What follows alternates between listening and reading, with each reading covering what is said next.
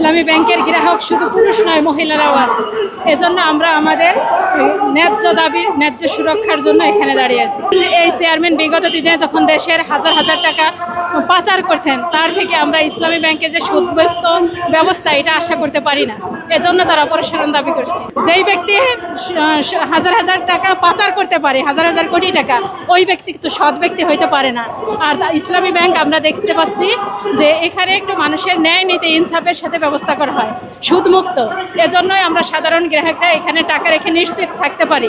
কিন্তু যদি এখানে একজন অসৎ ব্যক্তি আসে, যেই ব্যক্তি অতীতে টাকা পাচার করছে, বর্তমানে তার দ্বারা ভালো আশা করা যায় না। এজন্যই আমরা তার দাবি পদত্যাগ।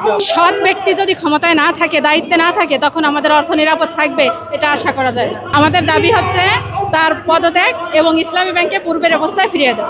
আমরা ইসলামী ব্যাংক সচেতন গ্রাহক সমাজের পক্ষ থেকে ইসলামী ব্যাংক এশিয়া মহাদেশের একটা সর্ববৃহৎ ব্যাংক হিসাবে যে ফ্যাসিস্ট আমলের যে দোসর, বিগত 5ই আগস্ট পরবর্তী বাংলাদেশ ব্যাংকের সহকারী গভর্নর খুরশিদ আলমকে নিয়োগ দেওয়ার পর থেকে আমরা আন্দোলনে আছি।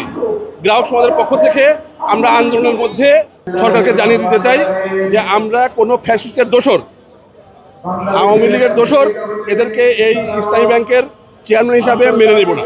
আমরা আশা করি উনি যেহেতু বাংলাদেশ গণপ্রজাতন্ত্রী বাংলাদেশ সরকারের মাননীয় প্রধানমন্ত্রী জনাব তারেক রহমানের পিতা, শহীদ প্রেসিডেন্ট জিয়াউর রহমানও যেহেতু এই ইসলামী ব্যাংকের ভূমিকা রেখেছিল, প্রতিষ্ঠাকালীন ভূমিকা রেখেছিল, উনার মাতা জনাবা বেগম খালেদা জিয়াও এইটার ব্যাপারে পজিটিভ যথাযথ পদক্ষেপ নিয়েছিল।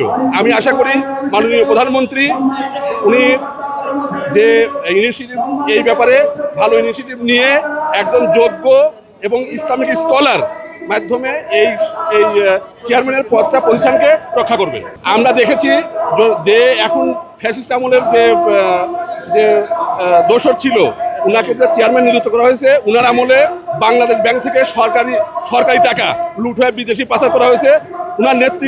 ওনাদের নেতৃত্বে এইসব সংগঠিত হয়েছে।